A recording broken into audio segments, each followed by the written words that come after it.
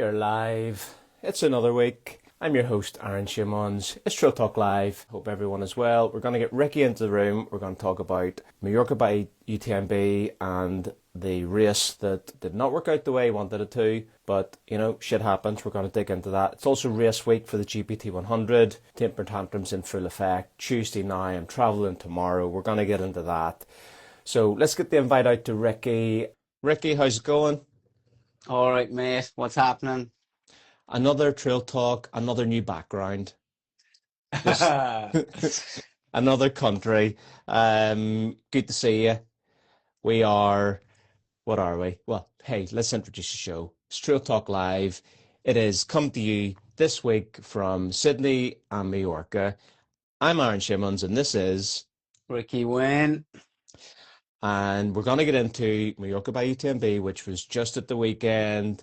It's race week for the GPT100. For me, we're going to get into that a little bit, but let's thank the sponsors now, and then we're going to crack on to it. So XMiles, GOREWEAR, Tantrums, who else? That's it. Links are in the bio. Go and get the discount. They're all great. Affiliate links as well, so it helps us pay for some of the costs of running a podcast, which we do a couple a week at this point. Like, we are knocking them out, and it needs to be said, Ricki, it's the start of November. You know what happened the start of November 2 years ago? The first trail talk. First trail talk, yeah. Yeah, it's mental, isn't it? 2 Yeah, years, it's crazy. 2 years. So time flies when you're having fun, as they say. But speaking of fun, Mm. how you feeling? I'm okay. Yeah, we'll get into it, like, but I mean, it was a good day, and then it was a very, very tough day, and then it was a very, very long day, and then it was a very, very hard day. But look, I'm feeling fine now. I'm on the mend. I'm feeling much better. Lots of coffee drank over the last few days, lots of food eaten the last few days, lots of sunshine, vitamin D. So look, I'm still in good form. I'm in good health, and I'm heading back home in the morning. You don't look broken. I mean, when I No, spoke to you earlier on today, it was like, the man still has some good spirits about him. It's, c'est la vie. Um, yeah, yeah, so, which is great. yeah. I Look I at, was worried yeah. for you. Everyone was. Yeah, and look, I do have this conversation. Like, I had this conversation with a few people today, and we were just chatting about, like, people would be thinking, oh, that I'm down in the dumps and that, like, woe is me. Come on, man, I'm still over in Mallorca. I'm still getting to do some cool shit. I'm still getting to see some unbelievable places. I'm getting to sit in the sun for the day and just chill out with really good people. And that, to me, man, that's a good life. That's a great life, and I'm very, very grateful and happy and privileged to be able to do these things. Well, let's start off. We normally do our training update and then we move into the main topic of the show. So I guess for the training update, maybe we should just cover like how you felt going into the race through, and then we'll come into the race after, and then how you feel now. So like the feelings pre and post. Yeah. So look, again, we're talking 4 weeks. I think 4 weeks ago I ran the World Champs, and then I took a few days off, and then I went straight over to Font to train with my good friend Michael Fox, and we did some very, very fast training over there.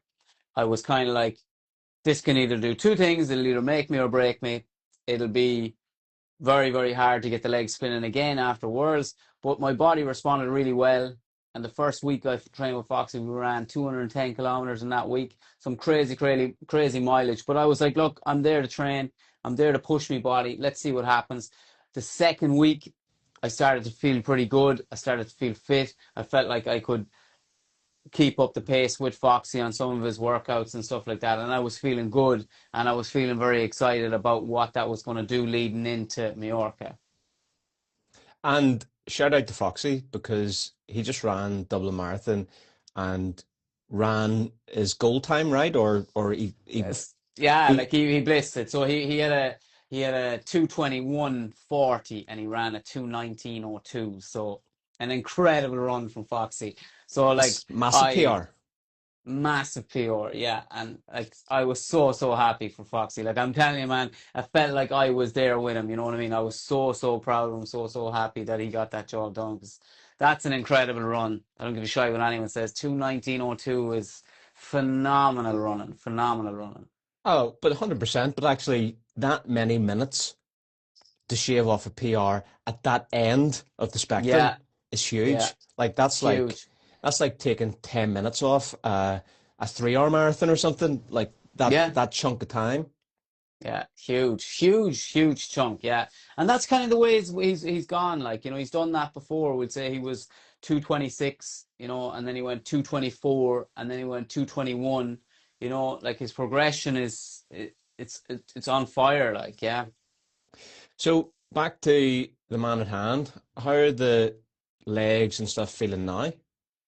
yeah. So like we'll get into it as well. Like, as in what happened, as in my right glute completely like gave up on me in the race. You know, so after like 42K into the race, my right glute went, and it was like it's lost all its drive. So like I had no power going up. And I mean, not going up like big climbs, going up anything, whether it was a slight incline on a flat road, my leg did not want to go up. And what it was doing was, it was felt like almost like sciatica, where it was shooting this pain from my glute down the back of my hamstring into my calf. And it was like right in my calf every time I went on anything that was a little bit steep.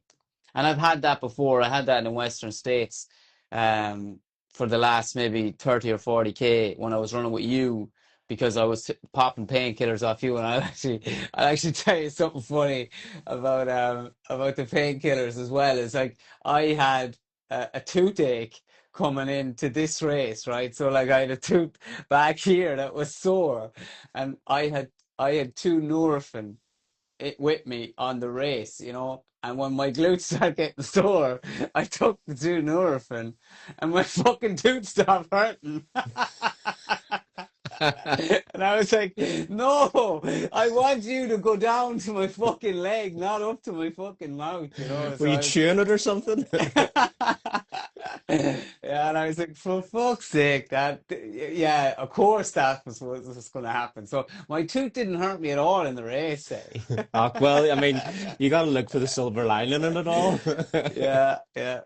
But I mean, it did nothing. Like, you know, I took those two, like, I took the two of those, and they did absolutely nothing. You know, so I was as well as just like, I don't know, put a drop of cold water on my leg. It probably would have done more, you know. But look, like leading into the race, I was feeling good, and I was feeling I wanted to have a rattle at it. You know, I didn't want to just run around and just get stones and be happy with that. I wanted to finish the season on a high. I've had a great year, man. You know, this is another reason why I'm not upset or I'm A not great pissed couple of off, because years. yeah, yeah. And it's a long time since I've had a shit race. It's a long time since I've had a race that didn't go, you know, how I wanted it or how I envisioned it. So I'm okay with how it went. And if you don't take a chance, or if you don't take a swing at the top of the pointy end of these races, you know what I mean? I'd always like regret that I didn't have a swing at it. Like, so I went out with the intention of trying to finish inside the top 10. I went out with the lead group, and like, for no messing, man, for 40K, I was like, this is going brilliant. Like, I was just moving so well. I was pushing the pace slightly quicker than what I had planned, Well, because it's, let's come yeah, into the yeah, race. Let's come into the race. But there's a question come through. I know you train really hard, but do you think there's such a thing as too much? Do you think this contributed to the injury? And I'm thinking, I mean, we've chatted about this briefly, but every time anyone talks about an injury in the Trail Talk WhatsApp training and rehab group, you're like, look, get your fingers and stick it into your glute. yeah, yeah. This is the thing. This is a recurrent thing for you, but it's never hit so hard so early in a race. Yeah, So tackle that question and then we'll move on.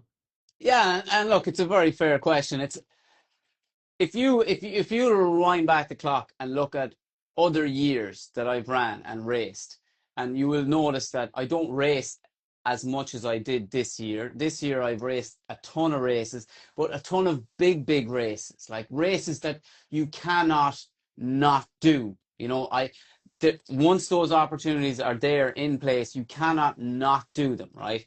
Whereas in other years, I have passed on races, as in I have like gone, no, I'm going to do this race, I'm going to do this race, and then I'm going to do that race. And each of those get a specific training block, and each of those get specific amount of respect that they deserve.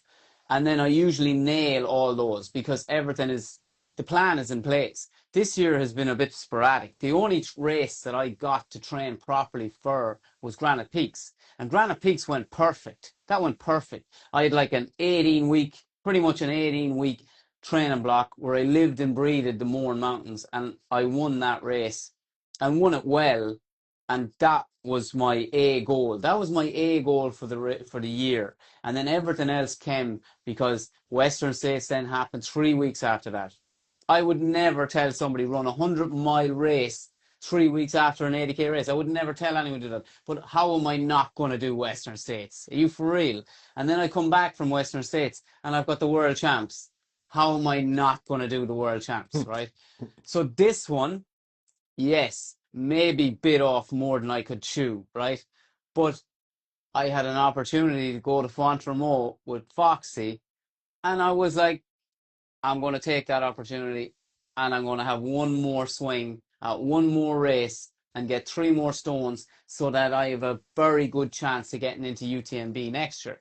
So all So, those things fall into place. so do you think, like, based on what happened and the glute issue flaring up, do you think the speed work or the faster cadence stuff at Font Remo maybe increased the likelihood of that happening? If you'd stayed at home and trained as you have for, other things, do you think that would have been less likely? Again, hindsight, right? Hindsight is something I don't like. I don't like because you know now, right? Or you think you know now what you Well, didn't it's an know then. opportunity to learn, though. Yeah, yeah. But I don't think I don't think that me training with Foxy made it any worse. I could have trained on my own at home in Ireland, and this problem could have still happened because I didn't take adequate rest. I didn't take enough rest after World Champs, right? World Champs was 82k with 5,500 meters of climbing. Like that's a beast of a race. And like I felt like I recovered well, but like really, like how well did I recover? I don't really know 100%, that there was fatigue that was still there, that there was tiredness, that there was muscle damage that didn't repair fully, because I went straight back into training. And I would never, ever advise anyone to do what I just done. Do you think that it's flat running, faster running, hill running, road running? What do you think triggers it or makes it worse? Like, why do you think it flared up this time? Because it did flare up, like you did experience this in States, Yeah, yeah. but So, it didn't like, it didn't dominate the race. It dominated everything to do with this race on Saturday mm, was impacted by the glute. It happened so yeah, early and so severe. yeah. But so look, for anyone that doesn't know, what does Ricki Wynn do on a daily basis? He roofs houses, right? So he's a chippy. And when I was back at work last week, I was pulling 7x2 rafters, which are big rafters. They're heavier than me. I was pulling them up onto the roof all day on the Tuesday. So on the Tuesday evening, I asked my wife, will you rub my upper back because it's broke? And she says, I will, yeah. And then I said to her, tomorrow you're going to have to rub my lower back. And she goes, why, is your lower back sore now? I says, no, but I'm putting ridge caps on a roof tomorrow, so my lower back will be broke tomorrow. So that was on the Wednesday, and then I flew to Mallorca on the Thursday. So, and again, this is another thing, I suppose, like, I haven't worked as little as I have this year because I've ran more. I've pretty much been a professional runner this year that does a little bit of work, right? That's kind of way I've been. And and because I'm not working as often as I normally would be, I'm not as strong as I normally would be, and I'm a little bit lighter. But it feels like you are race, training camp, work your balls off. Like as I've said to you, you will come back from a race. I bet tomorrow you're traveling home tomorrow. I bet the next day Mm. you're hard grafting. And Yeah, whenever back you to come work. back Yeah. from Front Remo, you were the straight the next day, Ricki sad face, lifting shite on a building site onto a roof. Hard as like most people would be exhausted, but you are transferring that ability to train hard every day, to, if it's running hard, training camp, race, straight into the hard work. Mm. So Yeah, like, but that's sure what else can I do, man? but I I don't think have you were to doing make that as money. much So last year. yeah, to be honest with you, last year I was doing a bit in the sales side of things, but I was still working, Aaron. I was still doing plenty of work. I was actually doing more of more, if you know what I mean. So I was doing the chippy work, I was doing the sales work, and something had to give that time. And to be honest with you, I felt like that I was better off on the sites and working because I just felt it was easier on my head because the other job was kind of affecting my training because it was more admin and more dealing with Distracting. like yeah, distracting, and I'd be running and I'd be thinking about other people and retailers and stuff like that, and I didn't enjoy that side of me. Like I was like going, when I'm just swinging the hammer, I can turn it off when I go home, and I like that about my job. I like the fact that I can just turn it off. Yeah. Well, you're turning it back on in a day or two, but while the holiday remains, let's get into the race. So Hmm. let's start off. What was the objective going into it? Time, position, and let's talk about that this first 40K. Yeah, so objective was do my damnedest, finish inside top 10. If you think you can, I want more than top 10. I would like to be a little bit closer to that top five. But again, that was all. Let's see how it plays out. Let's see how we feel after the first UK. Time wise, I was kind of hoping for anywhere between 10 and 11 hours. I was thinking definitely sub 11 hours, but let's see how close we can get to that 10 hours because I was looking at the course profile. And again, we'll get into this as well because looking at a course profile and running a course are two very different things. Two very, very different things because on paper, this race looked very, very runnable and very, very fast. And I'm not saying it wasn't fast. I'm saying like there was some fast times to be ran, but you had to work for it because the terrain was relentless. The amount of rocks and cobblestones, there was very, very little, like we'd say, dirt trails in this race. It was nearly all rocks or cobblestones, and both of those are hard on your feet. There was lots of like boulders you had to cross. There was lots of tall steps, especially when you're only 5 foot tall, man. Those steps are not like 9 inch steps; they're like 14 inch steps, and there's a lot of them in this course, So it's definitely not as easy as one would think. And also, it says 104 kilometers with 3,700 meters of climbing. My watch got 4,000 meters of climbing.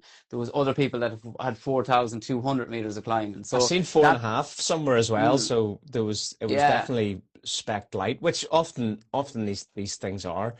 yeah. Um, but like going into that race, it's funny what you're saying there about looking at stats, looking at a profile. It doesn't it's like so one dimensional. Mm, It's the same thing that I'm hearing about GPT, which we'll come into later. Like I was listening to a podcast from guys that have run it, and they're like, we're really interested to see what the times are this year with a Caleb Wilson because we think it might run closer to a UTMB time. I'm like, mm, what? That would be several hours of unplanned nutrition for me. yeah. But anyway, look, back to your story. Yeah, so uh race starts are funny too, right? Because you're trying to position yourself as best you can for a race. I'm traveling with other people as well. This race, we were staying at the finish, so you have to get a bus to the start. It's pretty unsociable. it's a 2:30 wake-up call for us to get a 3:20 bus for a Everyone race. is up at a Yeah. stupid time, right? So Mm, that the elites, the first few people can finish at lunchtime or at with the most crowd. yeah. It's like the 2:30 buses too, like that's crazy. Yeah, so it's you're on this bus for the guts of an hour and a half, 2 hours. It gets you there at 5:30 in the morning. Again, you're up since 2:30 in the morning. It gets you Ah, there at half man. five in the morning, and then I think there was like five, six max portaloos there. So it's like, well, I do you know. have to go to Off the the bathroom, and I've got have to you time to sit go to the bathroom? I'm sitting 2 hours in a bus with all of this nervous energy. It's dark. Like, everyone has rammed their breakfast into them probably before the bus. Then everyone piles off the bus and jumps into the queues for the toilets. And that might take you right up to the start of the race. Yeah. It's a nightmare. It's the worst part of Ultra Trail. It is, yeah, it is because you would say, like, okay, if this was an A race, if this was an A race for me, I would have definitely gone to the start, and then finished the race. I would have because I would have got more sleep. But then I've seen people at the end of this race trying to get buses and taxis back to the start, and they couldn't get them. It was like impossible. So like, I was very glad to be where I was at the finish of that race, that we weren't that far from our own place, like, and that would have been the only difference I would have made if that was an A race. Like if that was like CCC or if that was TDS, I would be staying in Courmayeur rather than Chamonix. You know what I mean? So that I get more sleep and I'm closer to the start line. And so anyway, that's neither here nor there. Anyways, that was fine because for me, that's how I wanted to do it. Anyway, the way we did it here, where I was at the finish, and we got to like see cooler things. We got to stay in a nicer place. We got to go to better restaurants and stuff like that. But the race started straight out the bat. It was like straight up a hill, like up a really steep hill, because we're like kind of down in this valley, and we go straight up to the top, and then you're out onto the trails pretty much straight away. But it was a very, very fast start, and it got broken up really quick. So it went like maybe, I don't know, it was like a mass start, but within like 500-600 meters, there was 8 of us, 9 of us, 10 of us at the front. And I was like, oh, this is deadly, right up here already, because I was maybe 3 or 4 rows back, and then all of a sudden I'm up at the front anyway, and I'm sort of, this is fine. Let's just see how this plays out for a kilometer or two, and then we'll settle in. And then it did settle in, and then I was like, oh, this is nice. I like this. I like where we are right now, and I was maybe, 11 or 12 back from the very, very front, but they were just there. You could, like, they were literally just in front of us. And I was thinking, I like this. And would say you had Andres Ryder and you had Janusz there, the Adidas Terex athlete, and I was kind of just sitting in with them, and I was like, this is really nice. And that was for 5, 6, 7, 8, 9, 10, 10K came, 49 minutes, I think, for that first 10K. And I was like, oh, this is really good at, 10K. I'm thinking, this is nice. So are we saying like I'm starting to feel like maybe the font remote fitness was playing a factor here because you felt good and you were further up? Yeah, yeah. And I felt really strong. Like I felt like I was in full control of my breathing. There was no heavy breathing. There was no heavy panting. There was no heavy sweating. I felt like this is fine. I've ran with Foxy way quicker than this for the last couple of weeks. That's how I was feeling. I was like, this is nowhere near the effort that I was putting in trying to keep up with Foxy. So The this felt magic of speed great. work. Yeah, exactly. Yeah. And that went on for, I sat back a bit more. And yes, would say the lead guys were moving fast, but like I was like, I'm smart enough to know when something's too fast. So I'm like, all right, I'll let them off, but I'll sit around 8th, 9th, 10th, 11th. I'll sit around that all day, and let's just see where we can work from there. And that was like that for 40K, man. Those every 10K I was looking, and those 10K splits were coming around, and they were just perfect. And I was thinking, this is great. I'm well on track here to run sort of like 10, just over 10 hours. And I was thinking, that's exactly what I want to do. That's exactly where I want to be. And then 40, 42K, something like that. I remember looking at my watch. I think 42K. It took me around 4 hours, and I was thinking this is great. And then bang, my glute. We were going down these. There was a lot of steps. There was a lot of like much taller steps that I was talking about going down, and they were like 14, 15 inch kind of high steps. Lots of them, lots of trees to duck under as well and stuff like that. And every time I started going down those steps, I was getting a jolt in my glute, and then that was going down into my calf. And that was like, okay, that's just something to watch. Let's just mind that. But then it just got progressively worse and worse. So And then, it was triggering on the downhills, yeah, on everything, on everything. It was but it just, started when you were initially you were feeling it when you're going down. yeah, yeah, That's when it started to exactly, come on. yeah. Okay, all right, Yeah. grand. And that's when it started to come on, but then it got worse on anything that was going up then. So then it was like the pain in my in my calf would go away on the up, but then the power would just be gone out of my glute. And it felt like, honestly, it felt like I was trying to move my hip with my mind, if you know what I mean, just to get up, like, it's like I was trying to flick my head up and my leg would go with it, like, that's what it felt like. And that was how the race went for the next fucking 7 hours. It was just like, this pain was either jolting my glute or my calf. No matter what I was doing, either was getting the brunt of it. Either my calf was getting it or my glute was getting it. And it was just relentless. And I mean, that just takes all your energy, then I'm gone from like, I'm still hanging on. I'm still like 11th, 12th, 14th, back to 11th. Because there was certain times my tracker was not working because I was pulling my phone out every now and again just to see, and the app wasn't working, So Okay. I'm saying it's not just not working for me. There was, Trina, I always leave my text messages on, so my text messages come through my phone. That's the only notification I get, is a text from my wife, because I always tell her, when I get to 60K, I want an update on where I am, and when I get to 80K, give me another update. That's all I want, is just an update, like. So I knew that I was still like around 15th, and then I passed 4 people. So I was like going, well, now I must be in 11th or 12th, So you're still in it. Like I'm still able to fight, but just another hour had passed and it was just more pain. And then I drop, and then I just knew I was dropping off. And then I got to Alaro, I think that's what you call it. That's where we got our drop bags. And that was 60K in. And after that, I was still in decent form. Like, I was in good form, and I was like, I saw people that were sitting in that aid station that had passed me 10 minutes ago, 15 minutes ago, but they were still there in that aid station when I got there. I was like, get the fuck out of that aid station, get out of it and get moving.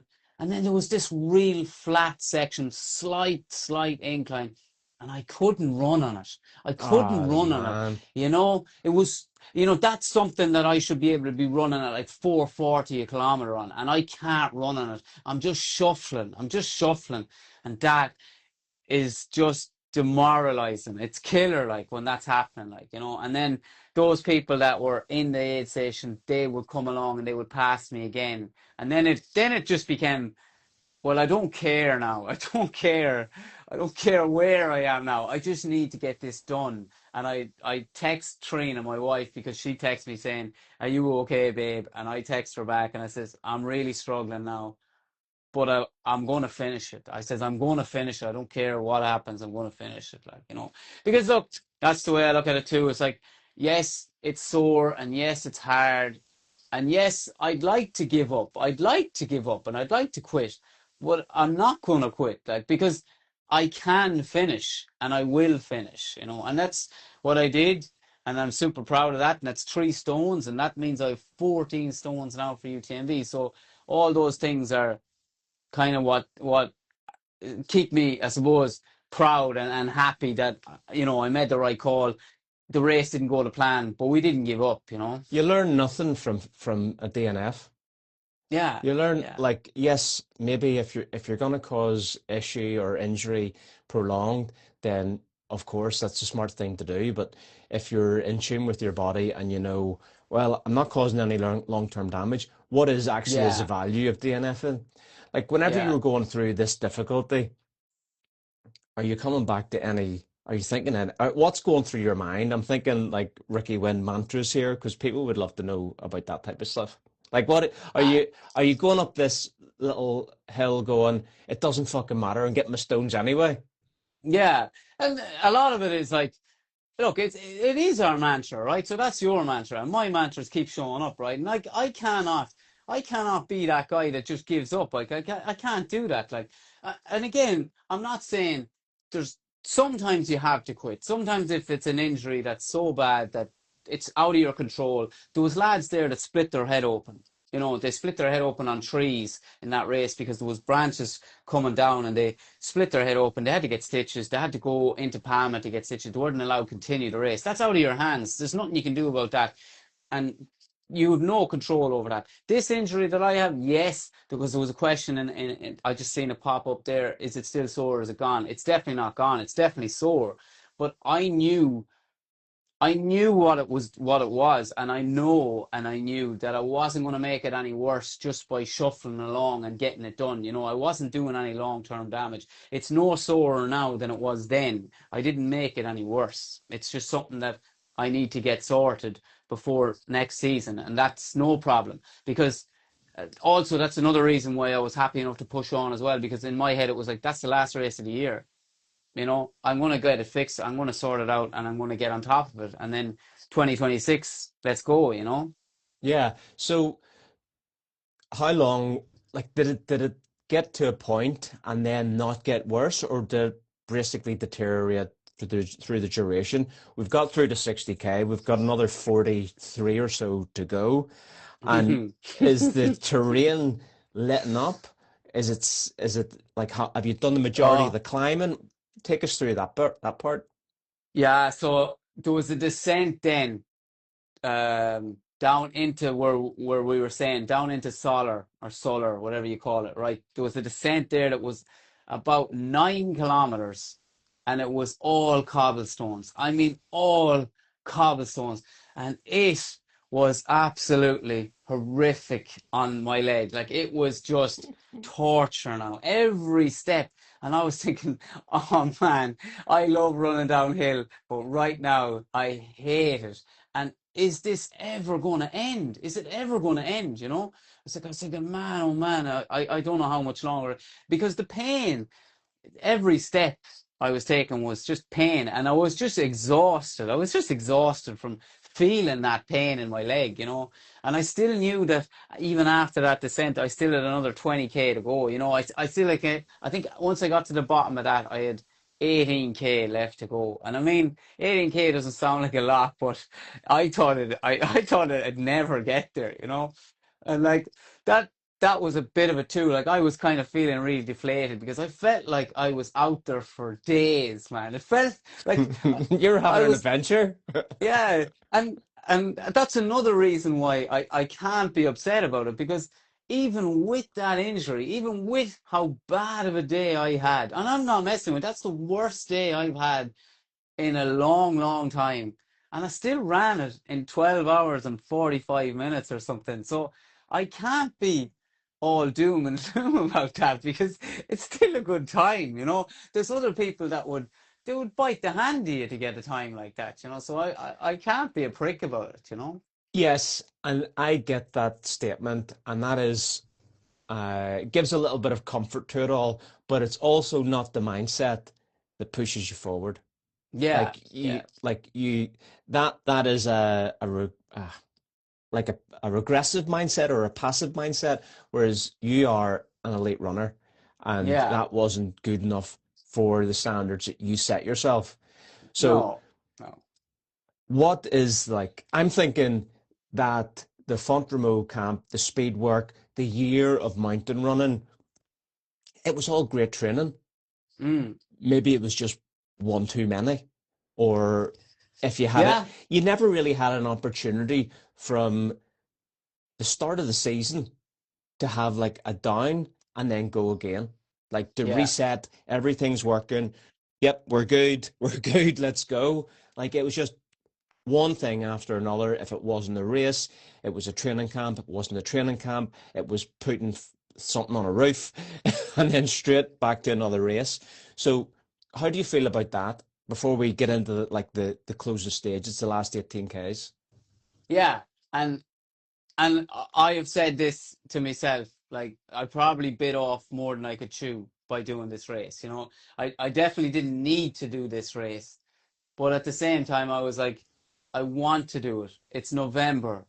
It's another country to see. It's another race to do. It's another opportunity to get stones, and it's another opportunity to test myself because right for reasons that one of the main reasons I wanted to do this race was I really wanted to get inside that top 10 just for, let's say, come January when we're talking new contract with Hoka. That would have been another little thing that I had to say, well, look there's what I did this year. I did Western States. I did this. I did that. I was on the Irish team. I was at I did Granite Peaks, and now I was top 10 at another UTMB race, you know. So that was kind of in my mind that I wanted to finish the year off in style and just say, boom, you know, there's another one for you. And And make sure you put it on your CV that also at the very bottom of the list, I did 40 something podcasts yeah, in the yeah, year.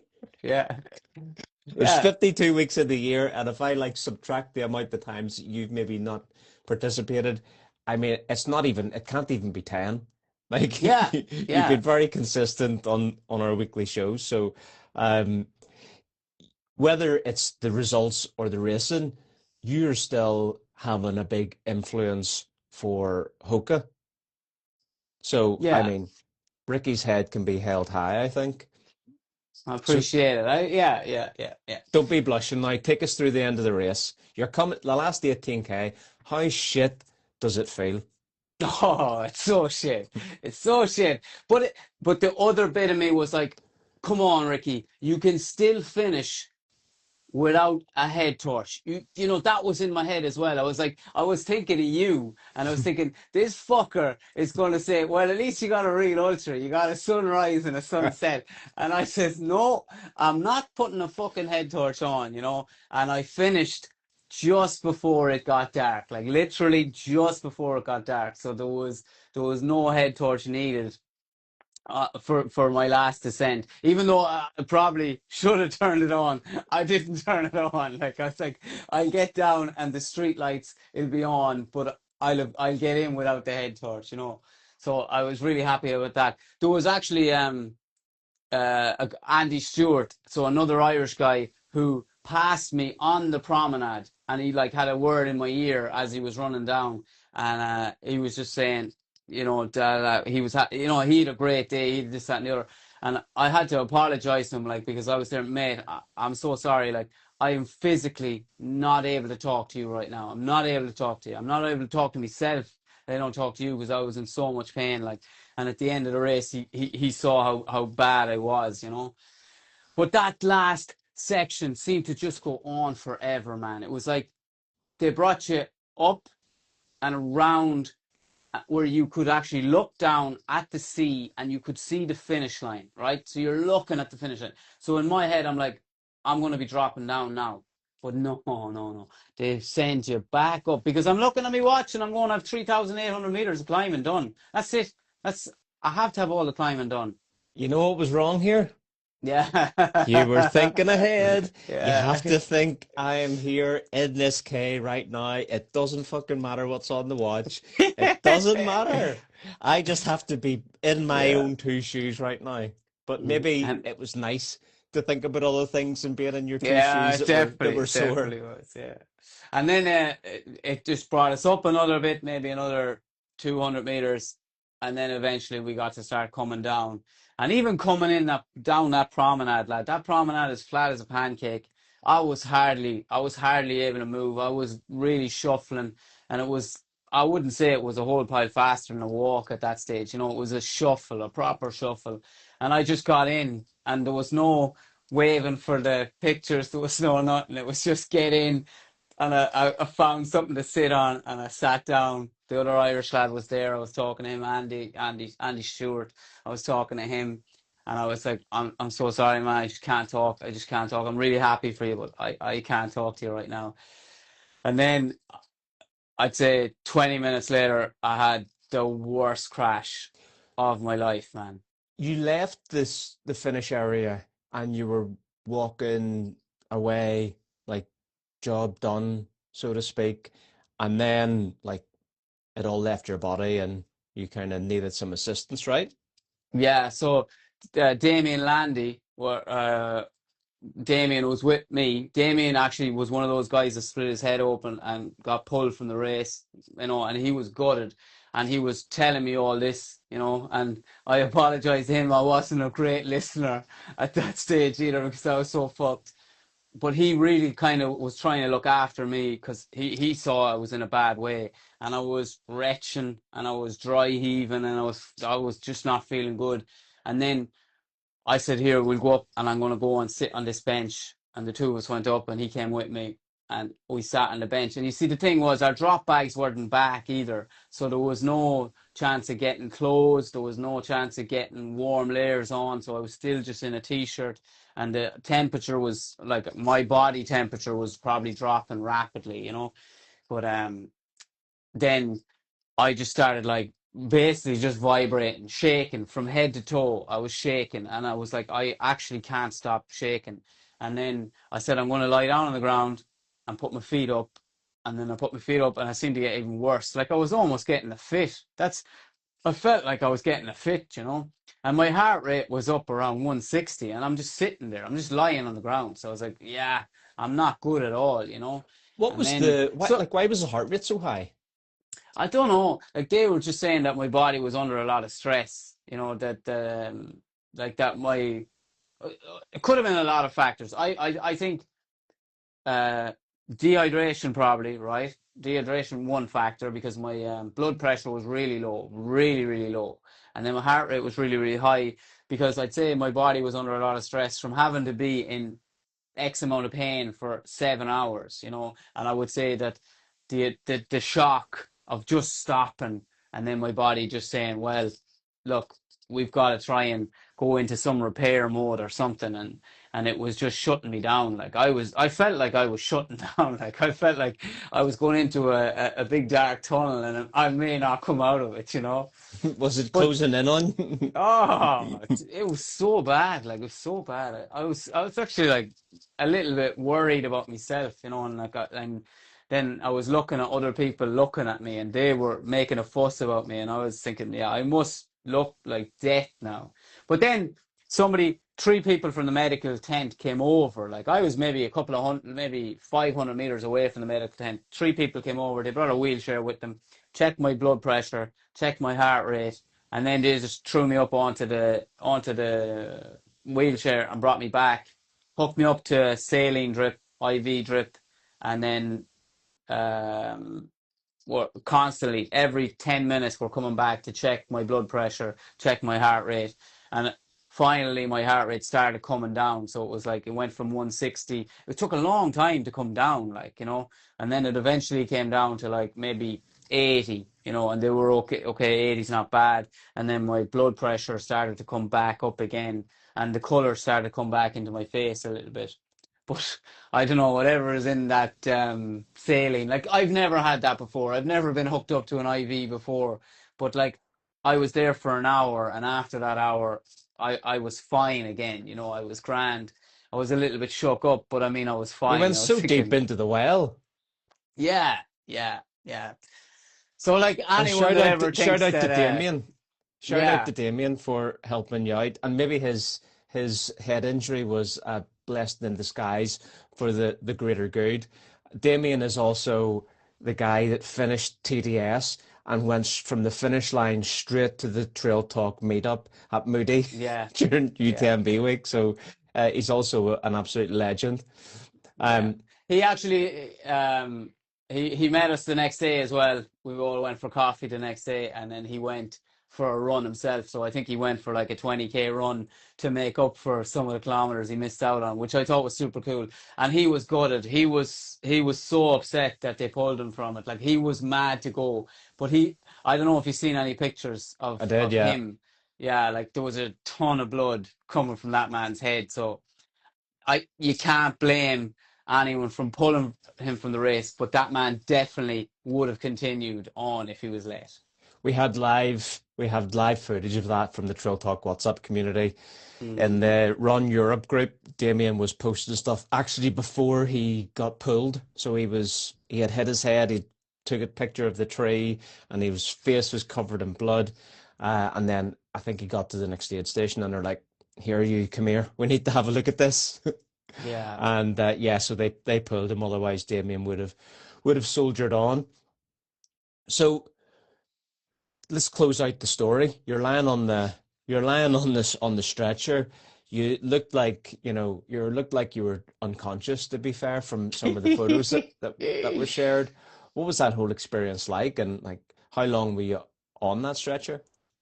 Yeah, I was on it for an hour, like, and I was constantly like still shaking, because they were trying to check my blood pressure and check my heart rate, and because I kept shaking, they weren't able to get a reading on the heart rate at all, and they were like, "Sir, you need to stop shaking." I'm like going, "I can't, I physically can't stop Will shaking." do. Like, Give me a minute. yeah, yeah. Like I was like going, "Do you think I want to be shaking? Like I don't want to be shaking." Like so, I was like trying to like not shake, and then I was vibrating even more. Like fucking hell. So yeah, like I'm not messing. That was no fun. Like that was a horrible, horrible experience. Yeah, and yeah, but that just shows. Okay, and that's another thing too. It's like I do it. Do you know what I mean? When I say leave it all out there, I left it all out there. There was nothing more to give. Like would say the leg went, the pain was there, but I was going to do everything to get to the finish, and that's what everything took. Like, and I paid all my tax in that race. Yeah, okay. You gutted it out. You got it done. Not the time you wanted. You come away with 3 stones. The season's Mm. over. See? Congratulations. You had a great year. You've had a great couple of years. When I say what's next, I'm not talking about races. I'm like, what does November and December look like? What's the Well, plan? that's it. Like I had a chat with my physio yesterday, and then I'm going to meet up with her at the end of the week, and we're going to have a look at this. And she's like, "Look at, I'm my own worst enemy, right? There's things I should do that I don't do, and I don't T go to her enough, Man's and too I don't." busy.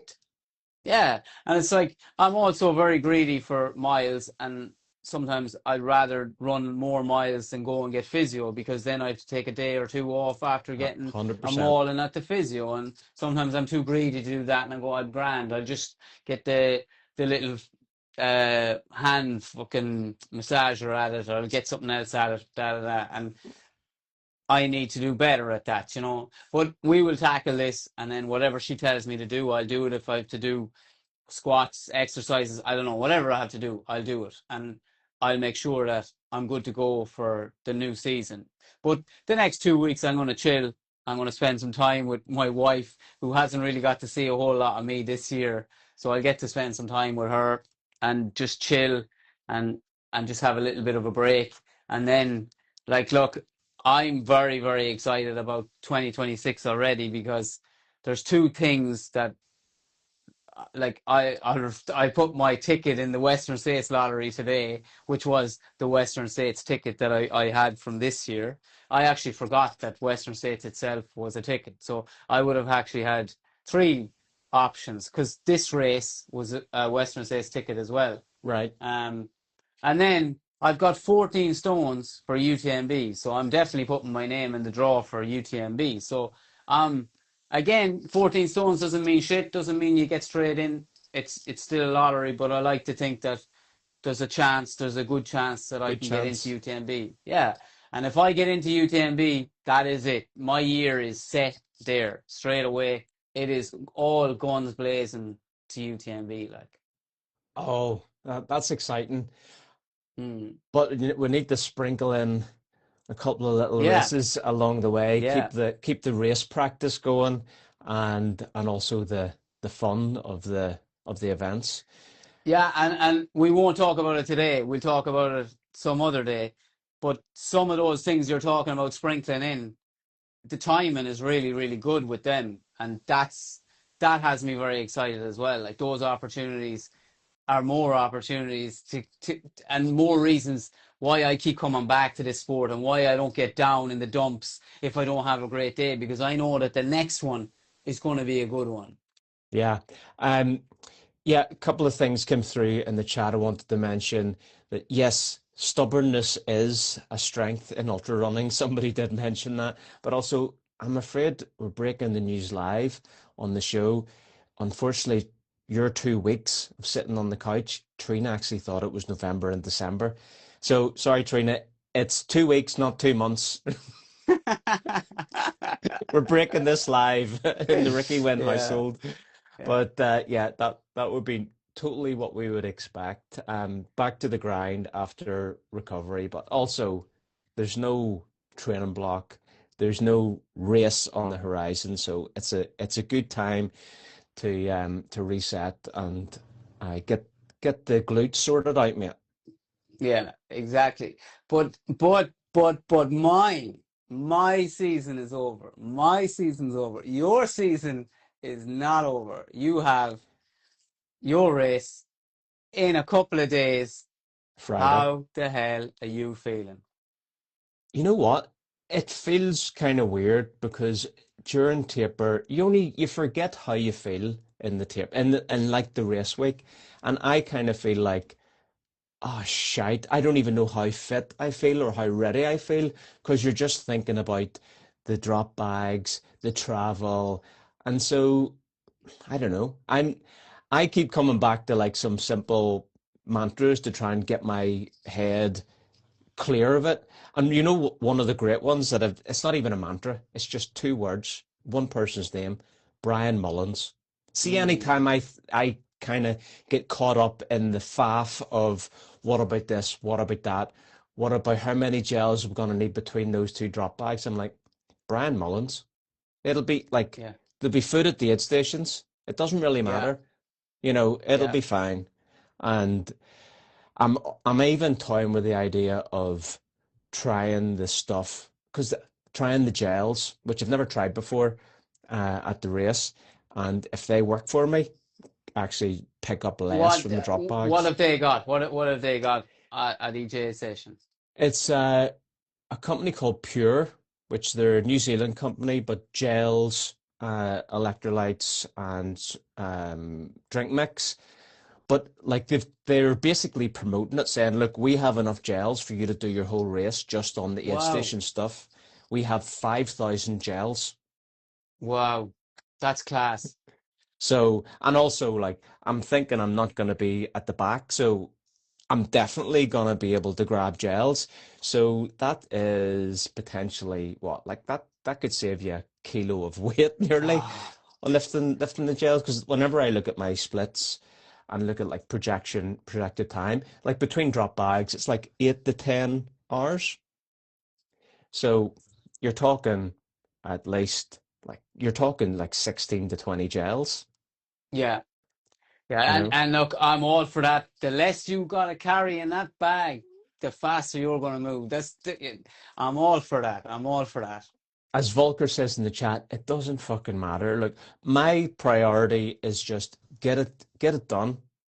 I'm not Yeah, even looking to extract everything out of it. Like I want to start this kind of slower. I've looked at splits from previous years and I've seen people that have started fast and still finished in my kind of pre predicted time window. And then I've seen people that have started way slower, like an hour slower in the first yeah. 50K that have beaten the faster starts or the finished basically in around the same. So I don't want to start off and get like killed with sweat and have to think about, oh, I need to recover the heart rate or anything. I've reprogrammed the watch. Like I've been going by RPE for a few months, and uh, that's just what I'm gonna do. I'm just gonna go by feel. What time is that race kicking off at? 8 a.m. Friday morning. And what are you expecting the temperatures to get up to? Yeah, so it's looking like a good temperature year. So first year was wet and stormy, and they actually paused it for thunderstorms. Last year it got stopped around like the leaders were about just over 100K because it was 35 to 37 degrees at valley level. Yeah. And this year it's looking like about 20-ish. I Oh, think maybe it might nice. get up to like Yeah. 26. And then the highest point in the course, which like it goes up to around 1,000 meters several times. But like 1,000 meters, sea level to 1,000 meters is roughly about a 6.5 degree drop in temperature. So, and I looked at like the all-time low for this area, like the lowest temperature's ever been is 10. Okay. Yeah. So it may get relatively cooler at night, but it's not gonna like I've done harder things. I've done Yeah. colder things. No, 10 degrees. 10 degrees at nighttime. You're still going to probably be in a t-shirt, hey. You know what I mean? It's still fine. Like, yeah. Well, I Yeah. might be in my river shirt. You know what I mean? Yeah, yeah. So you'll be fine. You'll be fine. Yeah, because I think I did Coolaman a few years ago, and it was like that. It was like between 10 and 11 degrees. I mean, it's fine. You know, it's like it's t-shirt. You could still be in a t-shirt. Like, yeah, Yeah. So that's the plan. Uh, I think like 28 to 32 is the wider window. I would like to get under 30 hours. You kind of yeah, just don't know how possible it is. It's 163K with 7,700 meters. And they say, look, it's super technical. I've yeah, looked at videos. It doesn't look super technical. I'm guessing there's super technical sections of it. It is a lot of running on rock, and they say a lot of it is off camber, so yeah, it's hard in your lower limbs. But so yeah. like, what have I got beside me here, or it's over here? Um, I've tested taping the ankles. Mate, if I could lift my foot up, I'm on my standing desk. If I could lift my foot up and show you, you know where the tape comes to? I taped my ankles a couple of days ago for my last kind of longer run, and it was excruciating. I've basically waxed my legs taking the tape off. It Yeah. was horrendous. So as soon as I took the tape off and I went for the shower, I shaved. I didn't shave my whole legs because, we're not So doing an Ironman up anytime. to your crew sock length. Yeah, I shaved to the tape level. So yeah. from my foot to like here on the leg is perfectly bald, and then the hair starts as like a bowl cut. Yeah, but you got to do what you got to do. Hey, you got to do what you got to do. I do that too if I was thinking of putting that because that kinesio stuff, man. Is it kinesio you're using or zinc oxide? Zinc oxide. Yeah, the zinc oxide. Yeah, exactly. Because it's going nowhere, and if there is hair on that and it's pulling, oh, it's very, very sore. Yeah, so you're better off. You're much better off. Yeah, a couple of Slicking quid. fast. You're slicking fast Oh now. yeah, I mean there'll be no drafting around my ankles. Couple of questions coming through. What shoes you going to use? I'm using the Kailas Fuga 330.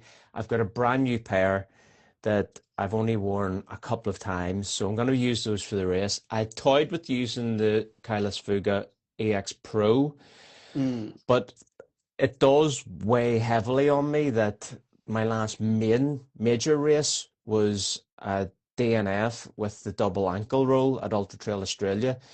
yeah, So I'm not going with a pro. Otherwise, I yeah. probably would go with a pro. And I'd even toyed with like maybe I should run with a lower stack shoe because the Kailash shoe is still like a high 30 something stack, but it doesn't feel unstable and it feels very consistent over a long period of time. So that's the shoe I'm Yeah, going for. I will say, like, if it is like let's say something like what Mallorca was, which it could be, like, it could be that rocky and that like sort of uneven surface, lots and lots of rocks. You know what I mean? Like, as in very little dirt in between the rocks. There was so much of that, what we'd say in that race, and I saw a lot of people wearing the Kailas 330 in Mallorca this weekend. So that I think would be a good shout.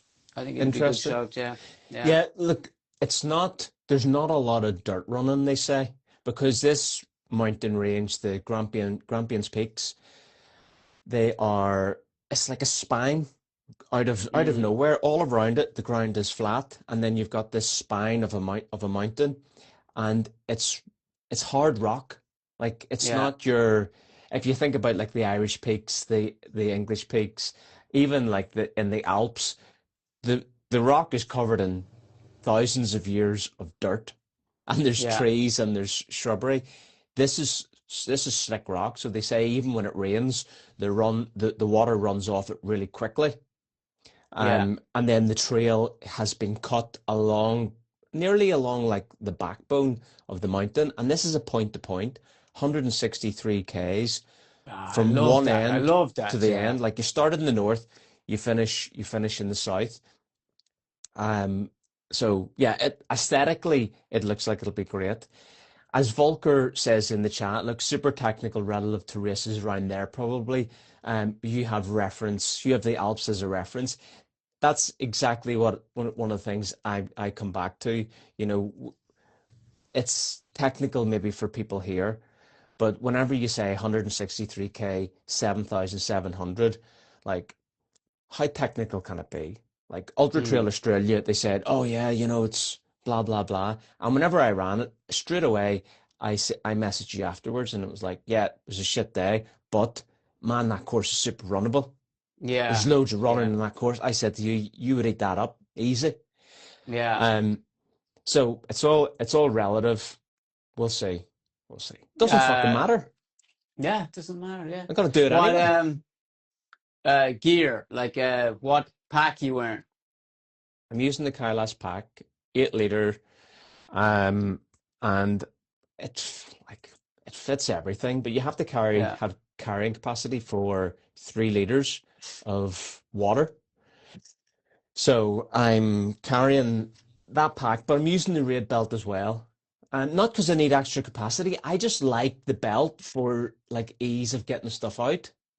Do you know what I mean? Like Yeah. you can Yeah. have your phone easy if you need to grab it out for to check navigation. And also I like to keep a couple of hours of food in the pack so you're not having to like fuck around in your pack. And then it's just like every couple of hours you're restocking the belt.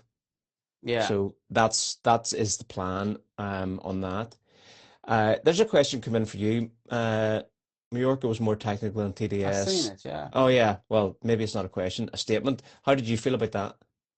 Yeah, I've like we were chatting about that ourselves, like super, super technical. I will say like it was a lot more technical than I thought it would be. Like TDS, everyone says TDS is a real technical race, compared to what? Compared to UTMB. Like I don't think TDS is that technical. TDS is a monster of a race, but it's not that technical. It's Alpine, uh, UTMB trails, they're not that technical. There's lots of running to be done on them. There's just huge climbs. Like Mallorca definitely didn't have the climbs that TDS have, but it was just underfoot was very, very hard and unforgiving and relentless. And if you had a shoe that didn't eat up, like if you had a shoe that was a little bit like minimal, I would imagine you ended up with a lot of blisters and very, very sore feet, very, very sore toenails. Like, look, I wore a brand new, literally brand new pair of Tecton X3s. I think I had to tighten them up after, because they were brand new, right? I think I put 6K in them the day before the race, and I had to like just stop and just tighten the laces after about 15K because I was thinking they're just starting to move a little on me. This course is too technical to be slopping around, so I just tightened them up, and after that I never had another issue.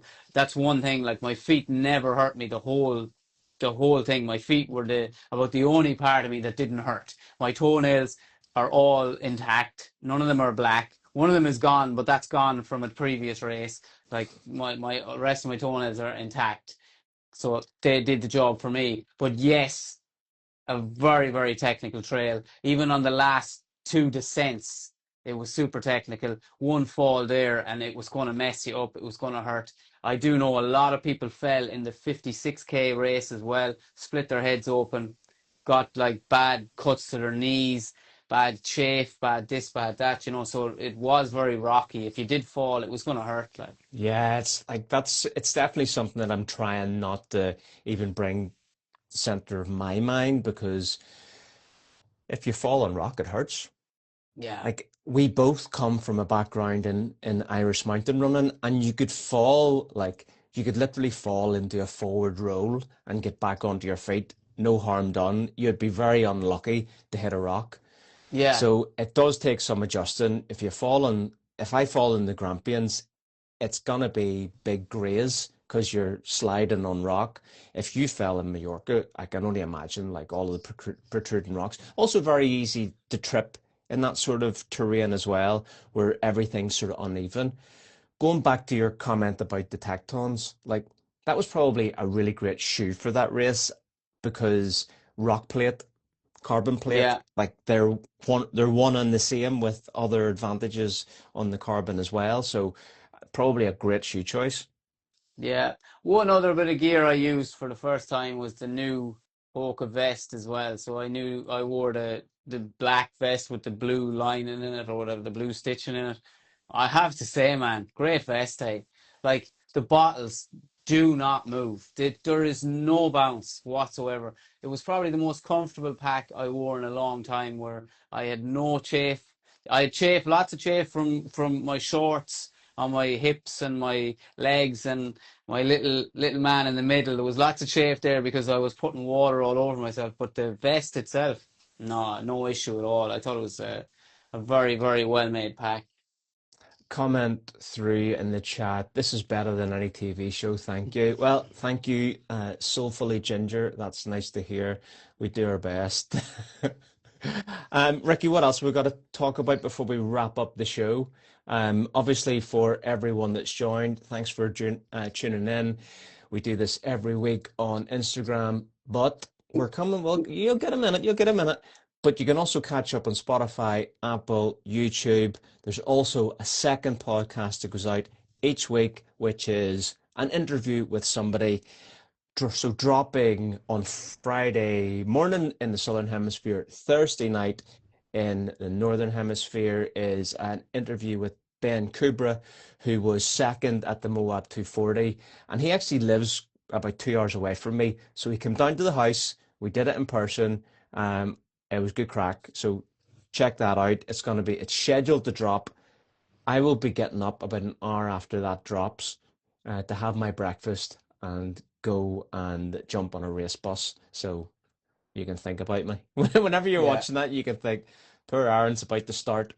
But don't feel sorry for me, because I'm going for an adventure, and that's what I'm Yeah, stoked about. I'm super excited for your race, man. I'm super excited, yeah, because that's it. I'm done and you're not done, and I'm really excited to see how you get on and hear all about it as well. And I hope, and we all hope, that you have a great race. Yeah, well, it'll be an adventure, and I've Mm, got my list of mantras that have been drilling in. Brian Mullins, stop fucking overthinking, get it done. And it doesn't yeah, fucking matter how far that aid station is away. It doesn't matter. You're just out there in the mountains getting it done. How far how far is that aid station there? Doesn't matter. doesn't matter. Doesn't matter. Are we nearly up top of this hill? It doesn't matter. Because like that 7,700 meters of vert needs to be done anyway. Yeah, So yeah, it gets done when it gets done. All you can do is run by your own effort, and I'm looking forward to that. Anything else from you, Ricki, before we shout out some of the other things we have on the show? that's all I was going to say is we got to shout out all the trail talkers that were in Mallorca because it was full of trail talkers. Yeah, I mean, even more than that. So, Trail Talk community on WhatsApp, link is in the bio if you want to join. Loads of groups, training, rehab, nutrition, racing, using banter, junkyard. Don't go in there. If you join, turn off the notifications, because otherwise, like me, you wake up in the morning and there's 99 plus symbol Oh, beside WhatsApp. minimum. But it's good crack, supportive community. Everybody is welcome. And in there, like, what do we have? If we go back a couple of weeks, because Andy Glaze was on the show last week, and we didn't shout out the racers. Volker ran a Mm, fast 100K in the Netherlands. that was a solid result. Tyler actually ran his first 100K and got his Western States ticket for the lottery. And Yeah. he has family in that area as well. So that would be super cool if he got a lucky strike and got in. And then in Mallorca, who do we have? I've got them listed here. Philip, uh, longest ultra finish in the 100K. Well done to Philip. And then here, the battle that everyone wasn't expecting, but we all enjoyed Yeah. following, Josh versus Josh and Danny. Danny. Yeah. And Josh made like you need to have a racer's mindset. When he saw Danny went into the Portaloo, he gunned it. He cranked it up one more point on the RPE scale, and he gapped Danny, and he held that gap to the finish. So he beat Danny in the 100K, but well done to both those guys. We have Barry and also Andrew Fitness Goose, both ran the 100K, so well done to those guys. Tara, Zach, and Gary all in the 50K. So we had like 10 people in the Trail Talk community just in Mallorca, which was pretty awesome to see. We only got a picture of like 4 of you all in one spot, but Yeah. there's lots of things to consider during the race weekend. So There was also one more race that we didn't talk about, which was this evening, and even with my bad hip, Andrew started making a charge up a few steps up to a cathedral here in Palma, and I beat him up the top of the steps because I couldn't have him beating me. No way. He says it's the one time he'll be able to beat Ricki Wynn, and I says no, and I charged past him, and I fell down on the ground in pain. So that's probably like set me back a few days, but it was totally worth it. shocking behavior, but yeah, the man's competitive if he's nothing Yeah. else. Last shout out from Mallorca, Hannah ran the 26K, Philip's daughter, Yeah. the happy warrior, like slaying people in the finishing straight, as I hear. And then John also ran the Coolaman 100 miler for the 3rd time, which is pretty cool. Not a Yeah. race I would be interested in. It looks like a great event, but it also looks too flat for me. It is flat, but there's something very cool about it. It's that ring, man. That ring you get for the 100 mile is so cool. Like Western States has the belt buckle, and Coolman has the ring. And I just think the ring, the night on the horse, stuff like that, it's just a cool race. On Coolman as well, a guy that I've raced a couple of times, he's from the UK. He's after getting himself a ticket straight to CCC. He came 3rd. Joe Farley's his name. So I just wanted to give Joe a shout out because he's a great lad. I've raced him a couple of times and I just nipped him at a race over in Snowdonia maybe 2 years ago, and he was only getting started. So I'm excited for that guy. He's got a big future ahead of him in the sport. And then I also want to give a shout out to there's people that tune in to our show, Aaron, that aren't runners, that are like relations of trainers, friends of trainers, stuff like that. They're not into running, but they love the banter. They love catching up on what we do. They don't really understand what we do, but they love the stories. They love the chat. So I just wanted to give it a shout out to Trina's auntie Sheila, especially. We enjoy the banter. We enjoy a bit of Yeah, sarcasm. We enjoy the crack. It is what it is. Like we're hitting live and just having a chat about stuff, and that's it. yeah, That brings us to the end of the show. Thanks everyone for tuning in. Join the Trail Talk WhatsApp. Leave us a review on Spotify or Apple. We have like a 5-star rating on both, but we've only got like 50 reviews. I never ask for reviews. I never ever do it. So go and leave a review if you're on those platforms. And whenever you're going up that next hill and you're thinking, how far away is it? Doesn't fucking matter. yeah, Just go and get up it. That's all. All right. yeah. For me and you, peace. Peace.